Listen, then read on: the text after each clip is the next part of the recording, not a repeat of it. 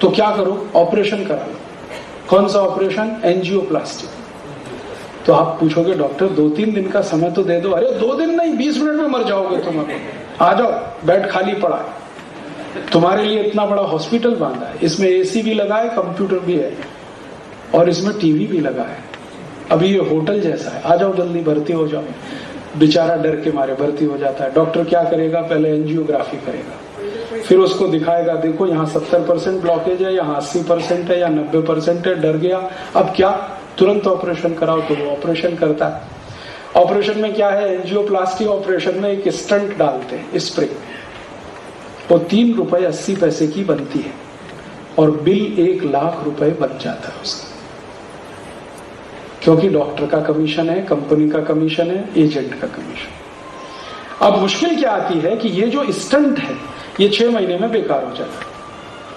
क्योंकि हृदय की जिस नली में रुकावट को हटाने के लिए ये स्टंट डाला, उसके आगे और पीछे रुकावट आ जाती है, तो फिर बेकार। फिर बाईपास सर्जरी कराओ, 3-4 लाख और खर्च होता है और फिर गारंटी नहीं है कि कब आप यमराज के पास पहुंचो। अब मैं आपको एक सच्ची घटना सुनाता हूं। अभी थोड़े दिन पहले मेरा एक दोस्त है, all India institute of medical sciences Delhi में सर्जन है, डेली एंजियोप्लास्टी के 8-10 ऑपरेशन करता। उसको हार्ट अटैक आया और जैसे ही मुझे खबर मिली कि उसको हार्ट अटैक आया, तुरंत मैंने फोन लगाया। मैंने कहा भाई तुमने एंजियोप्लास्टी कराया कि नहीं अपना? कहने लगा नहीं कराया। मैंने कहा बाईपास सर्जरी कराया? नहीं कराया। फिर क्या किया तुमने? जिंदा कैसे हो? तो उसने कहा मैं स्वामी रामदेव के आश्रम में गया था हरिद्वार और दूधी भोपले का रस पी के आया, अभी मैं ठीक हूं।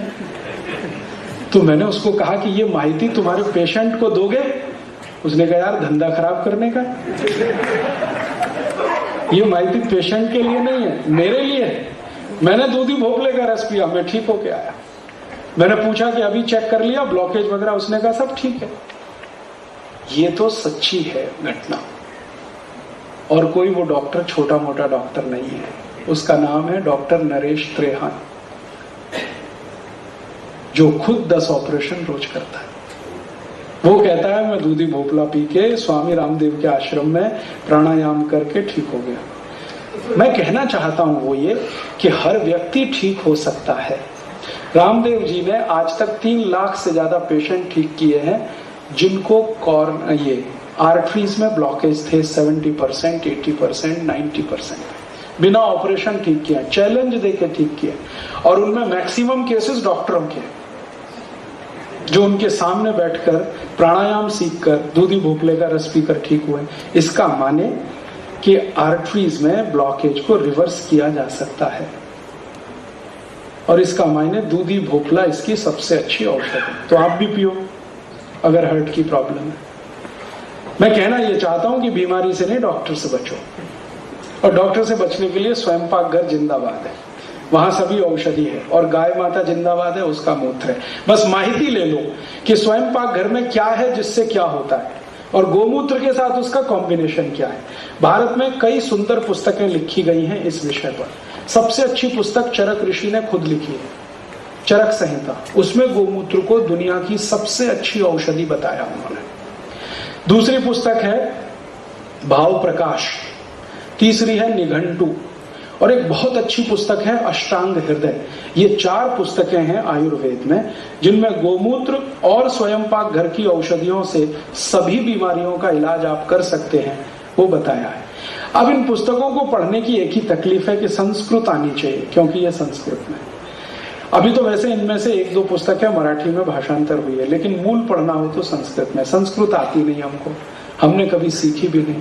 अंग्रेजी सीख लिया जिससे कोई ज्ञान नहीं मिलता और दुनिया की सबसे रद्दी भाषा है। जो बोलते हैं वो लिखते नहीं, जो लिखते हैं वो बोलते नहीं।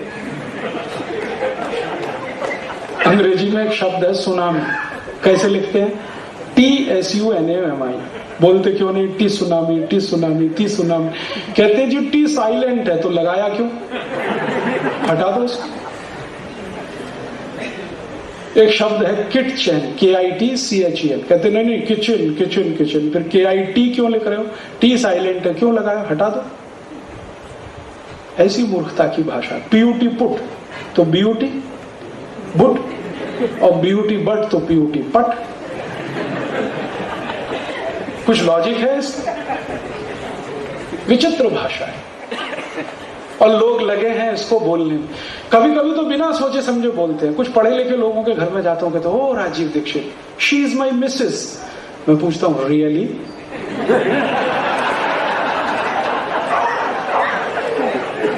तब वो थोड़े बौखलाते, फिर पूछते what do you mean?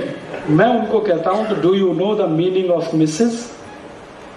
English dictionary अगर खोलकर उठाओ तो सबसे पहली डिक्शनरी बनी इंग्लैंड में वेबस्टर। अगर आप वेबस्टर डिक्शनरी उठाओ और उसका फर्स्ट एडिशन देखो तो मिसेस का अर्थ है धर्म पत्नी को छोड़कर कोई भी महिला।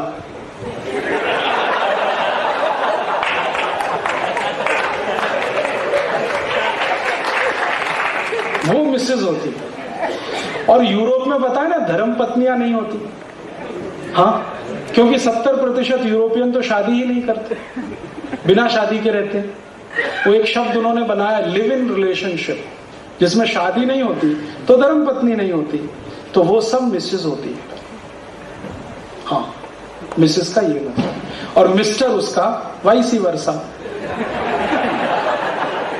पति को छोड़कर कोई भी पुरुष वो मिस्टर होता है। और हम लगे हैं अपनी श्रीमती को मिसेस बनाने। मिसेस। तब मैं पूछता हूं really she is your Mrs? तो वो बौखलाते हैं। बिना जाने अंग्रेजी का इस्तेमाल मत करो, अच्छी भाषा नहीं होती।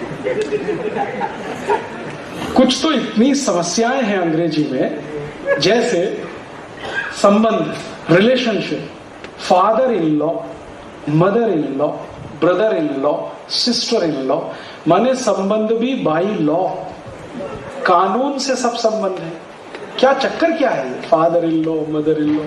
मैंने इसकी हिस्ट्री पढ़ी तो बहुत इंटरेस्टिंग है। हिस्ट्री ये है कि इंग्लैंड में, यूरोप में 1500-1600 साल एक परंपरा रही है जिसमें कोई साधारण व्यक्ति शादी नहीं कर सकता था बिना राजा की अनुमति के। राजा की अनुमति मिले तो शादी होती थी, बिना अनुमति आप शादी नहीं कर सकते थे। तो जानते हैं क्या हुआ इसमें?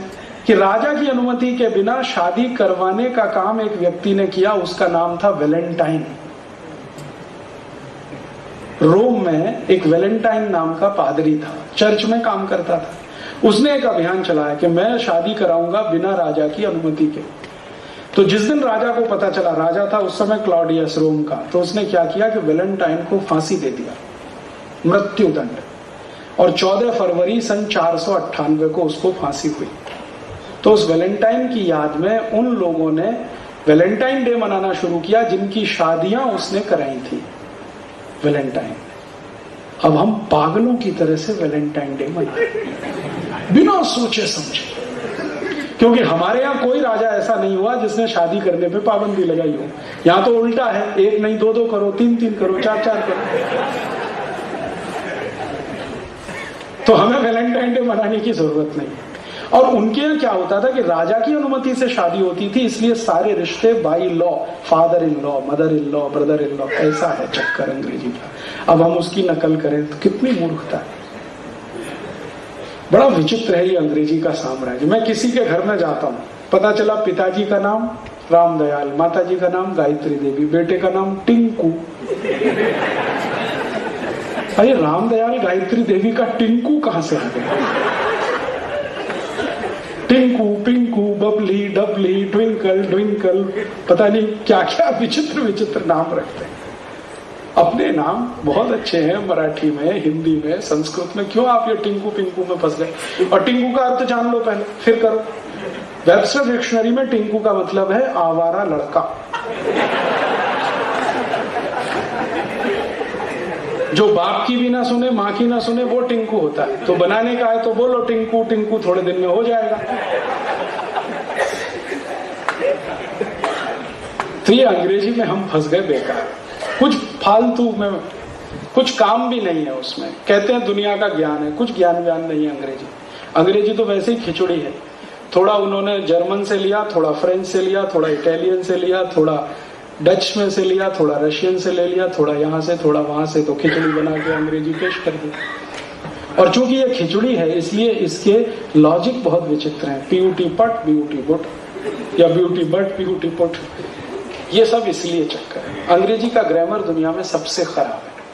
और आप जानते हैं दुनिया की जितनी अंतर्राष्ट्रीय संस्थाएं हैं, संयुक्त राष्ट्र संघ को जोड़कर कोई अंग्रेजी में काम नहीं करती, सब फ्रेंच में काम करती। हमने फालतू एक फोबिया बना रखा है कि अंग्रेजी के बिना दुनिया नहीं चलती। दुनिया में 200 देश हैं जिनमें से 7 देशों में सिर्फ अंग्रेजी चलती है, बाकी कहीं नहीं चलती। और वो भी 7 देश इसलिए कि अंग्रेजों के गुलाम थे, अभी तक छोड़ नहीं पाए उस अंग्रेजी। उन 7 देशों में 3 तो अपने ही हैं, भारत, पाकिस्तान, बांग्लादेश,